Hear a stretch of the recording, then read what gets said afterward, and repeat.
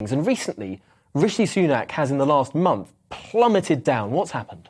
Well, as you say, Tom, post-spring statement, Rishi has had not a very good performance, shall we say. He's gone from being, I think, mid-table, the sort of Ipswich of government ministers at the moment, to plummeting right down to the depths of, I think it's Norwich at the bottom of the table, isn't it? So he's now in bottom three at the moment. He's in the relegation zone when it comes to our party member survey. And I think that's very much post-spring statement, because I think the general public and Conservative members as well don't like paying more in tax.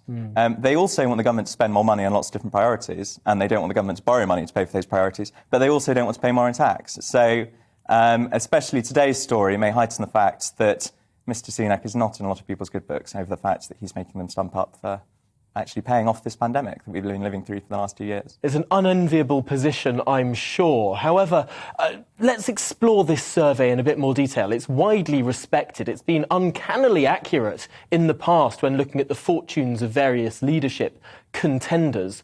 But ministers do have a habit of bouncing right down to the bottom and back up. Boris Johnson, for example, used to be at the bottom of the table a few months ago, and he's pinged back up to the middle of it. What's going on there? Well, as we all know, a week is a long time in politics, so a monthly survey must, it's watching the trends that go in the popularity of various different ministers across a whole different month. So, as you say, Boris was in negative territory last month, but post-Ukraine, he's bumped all the way back up to mid-table.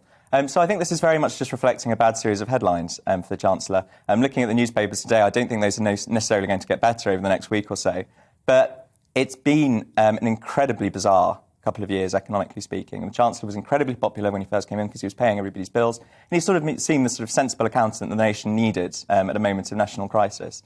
Whereas now he's actually saying, those bills that I said we didn't have to pay a couple of years ago when we were printing lots of money and we were borrowing lots of stuff, we now have to pay those off.